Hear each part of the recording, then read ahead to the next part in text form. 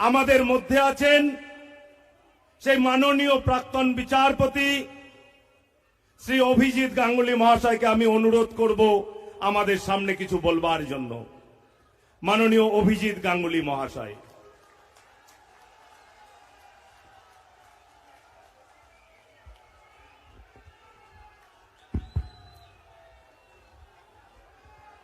মঞ্চে উপস্থিত বরিষ্ঠ নেতা নেত্রী এবং সংসদ এবং বিধানসভার সদস্যগণ, আমি সদ্য বিজেপিতে একজন কর্মী হিসেবে যোগ দিয়েছি, কিন্তু কিছু কথা আমার বলার আছে আপনাদেরকে। সরাসরি সেই প্রসঙ্গেই যাব। আপনারা এবং আমি এবং আরো সকলেই এখানে উপস্থিত যারা আছেন, একটা রাজ্যে বাস করি যার ক্ষমতায় আসীন একটি দল, তার নাম আমি মুখেও আনতে চাই না, কারণ এই দলটি সম্পূর্ণ দুর্বৃত্ত দ্বারা গঠিত। আমি যখন বিভিন্ন মামলা শুনছিলাম বিচারপতি হিসেবে, তখন আমার চোখে ধরা পড়েছিল সে কি ভয়ানক দুর্নীতি, যা আপনারা ধরে না দিলে, পরিষ্কার বুঝিয়ে না দিলে বুঝতেও পারবেন না। ফল কি হচ্ছে সেই দুর্নীতির আজও, যে বহু চাকরি প্রার্থী যারা অনেক বেশি নম্বর অর্জন করেছেন চাকরির পরীক্ষায়, তাদের চাকরি দেয়া হয়নি। তাহলে কাদের দেয়া হলো? দেয়া হয়েছে যারা অনেক কম নম্বর পেয়ে বেশ কিছু টাকা দিয়ে চাকরিটা কিনেছেন তাদের। ফলে এই যে দুর্বৃত্তরা, তারা নিজেদের পকেটে টাকা ঢুকিয়েছে, নিজেদের দৌরাত্মে পশ্চিমবঙ্গের শিক্ষা ব্যবস্থাকে শেষ করে দেওয়ার রাস্তায় হেঁটেছে এবং হাঁটছে। আর তারপরে আসে খাদ্য দুর্নীতি। আমাদের তিনটে প্রধান চাহিদা থাকে: খাদ্য, বস্ত্র এবং বাসস্থান। তা আপনারা জানেন।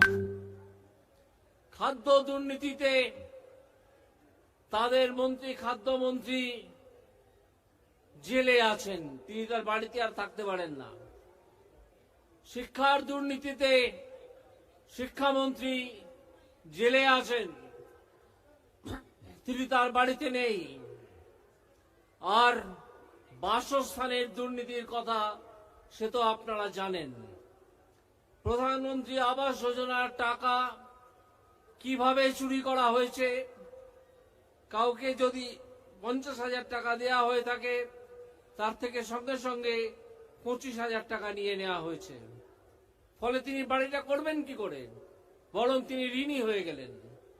এই দুর্বৃত্তদের আপনারা একেবারে চোখের সামনে দেখেছেন। আজকে সময় আসছে, একটা নির্বাচন সামনে আছে। এই নির্বাচনে সেই দুষ্কৃতী দলকে একটা শিক্ষা দিতে হবে।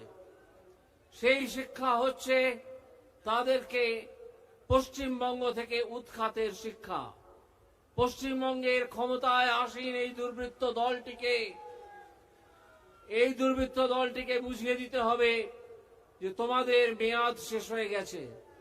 তোমরা যে পরিমাণ কাজ, যে পরিমাণ জালিয়াতি তোমরা বিভিন্ন বিষয়ে করেছো, খাদ্যে করেছো, বাসস্থানে করেছো, শিক্ষায় করেছো, তার মূল্য তোমাদের চোকাতেই হবে।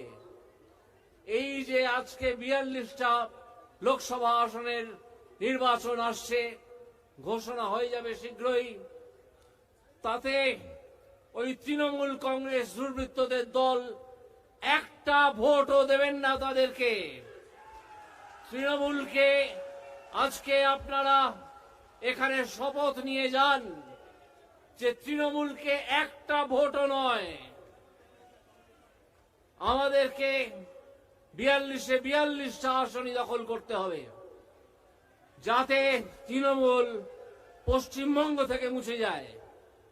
আমরা বিভিন্নভাবে বিভিন্ন সূত্রে সংবাদপত্রে খবর পাচ্ছি যে এই তৃণমূল দলটি আস্তে আস্তে ভেতর থেকে ভাঙতে শুরু করেছে।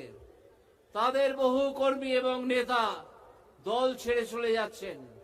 তাদের পক্ষে আর সেই দলে থাকা সম্ভব হচ্ছে না, কারণ সিবিআই এবং ইডি সেই দুর্বৃত্ত দলের নেতাদের ধাওয়া করেছে। সেই দুর্বৃত্ত দলের নেতাদের সঙ্গে আর কেউ থাকতে চান না। এমনকি দু একজন যদি ভালো নেতা থেকে থাকেন, তিনিও বেরিয়ে যাচ্ছেন দল থেকে। এই দলটির সঙ্গে থাকা যায় না বলে সম্পূর্ণ দুর্বৃত্ত পরিবৃত একটি দল। তাকে এই আসন্ন লোকসভা নির্বাচনে আমি আপনাদেরকে আহ্বান জানাবো একটা শপথ নেওয়ার জন্যে। আজকে আপনারা এই লক্ষ লক্ষ মানুষ এখানে হাজির হয়েছেন, তারা একটা শপথ নিয়ে যান। তারা তাদের এলাকায় এইটুকু অন্তত প্রচার করুন যে এই দুর্বৃত্ত দল তৃণমূল কংগ্রেসকে একটা ভোটও দেওয়া যাবে না। তারা নারী নির্যাতন করেন, সন্দেশকালীর ঘটনা আপনারা জানেন। শিক্ষা দুর্নীতি, খাদ্য দুর্নীতি, বাসস্থান দুর্নীতির কথা আমি তো বললাম। এই তৃণমূল কংগ্রেসকে একটা ভোটও নয়। এই শপথ আমাদের নিতেই হবে, যাতে 2026 সালের বিধানসভা নির্বাচনে তাদের বিদায়ের পথটা দেখিয়ে দেওয়া যায় যে তোমরা এই পথ দিয়ে অনেক দৌরাত্ম্য করেছো, অনেক চুরি জচ্চুরি ছেঁচড়ামি করেছো, এবার এসো। তাই সেই জন্যে এই লোকসভা নির্বাচন থেকেই তার উদ্যোগ নিতে হবে।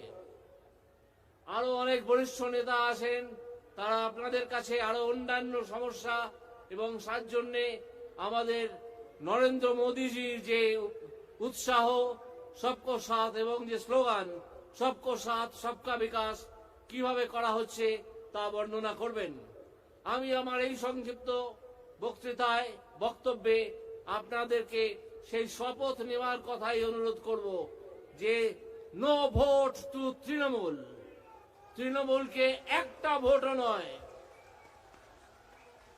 আপনারা সবাই আমার প্রণাম জানুন, আমার প্রণাম গ্রহণ করুন। পরবর্তী বক্তা শীঘ্রই আপনাদের সামনে আসবেন।